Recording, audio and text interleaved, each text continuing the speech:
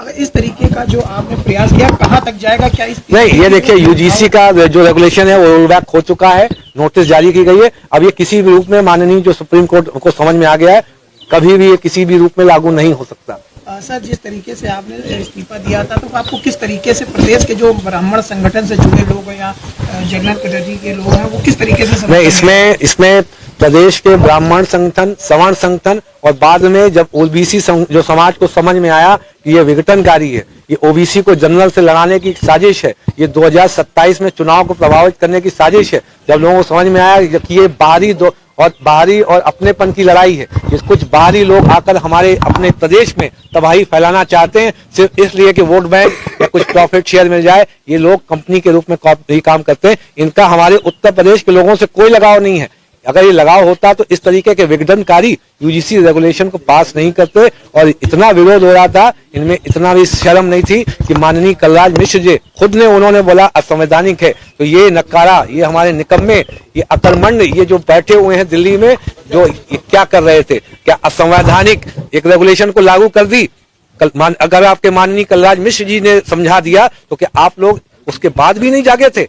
Supreme court से निर्णय लेना पड़ा। इसका मतलब आप साजिशन ये काम कर रहे थे, आप सोच रहे थे किसी भी तरीके से ये रेगुलेशन लागू हो जाए और यहाँ उत्तर प्रदेश में वोट बैंकों का OBC versus general versus SC versus ST बंटवारा हो और ये करंट एस्टेब्लिशमेंट को गिरा सके।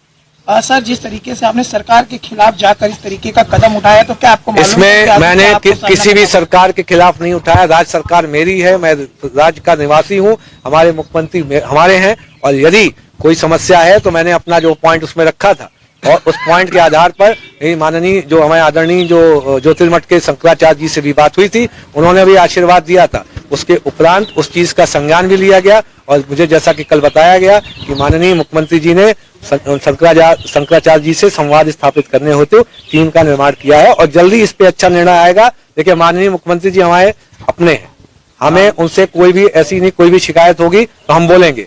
मेन हमारा जो इस्तीफा है, अब देखेंगे यूजीसी रेगुलेशन जो 2026 जो 13 जनवरी 2026 को भारत सरकार द्वारा देश तोड़ने के लिए, राज्य को तोड़ने के लिए, राज्य में हिंदू को भी एससी एसटी ओबीसी जनरल में आपस में लड़ाने के लिए लागू किया गया था। ये जो दो लोग बैठे हैं इसमें हमारे जो अभी फिलहाल करंट एस्टेब्लिशमेंट, जो अगर आप ही माननीय कह सकते हैं भारत के माननीय प्रधानमंत्री जो हमारे नरेंद्र मोदी जी और भारत के जो गृह मंत्री अमित शाह जी, ये दोनों विघटनकारी ताकतों के और मानसिकता के साथ काम कर रहे हैं। ये एक तरीके से पहले जैसे ईस्ट इंडिया कंपनी आई थी, ये वेस्ट इंडिया कंपनी के प्रतिनिधि के तौर पे काम कर रहे हैं और पूरे देश में जहां जहां सरकार बन रही है वहां के बजट का एक हिस्सा, खास हिस्सा ये लूट के शिफ्ट कर रहे हैं वेस्ट इंडिया कंपनी में। आगे की रणनीति क्या होगी? आगे की रणनीति जो है एक नियत तिथि आएगी। सबसे पहले देश का एक और काला कानून है, वो है SC ST एक्ट। उस SC ST एक्ट को रिपील करना होगा, सरकार को ये वापस लेना होगा, ये स्पेशल पार्लियामेंट्री सेशन बुलाकर इसको वापस लें। अन्यथा के दौर में पूरे देश में, राष्ट्र में बहुत एक जबरदस्त मूवमेंट आने वाला है। इसके बारे में मैं इनको अभी से बता दे रहा हूँ।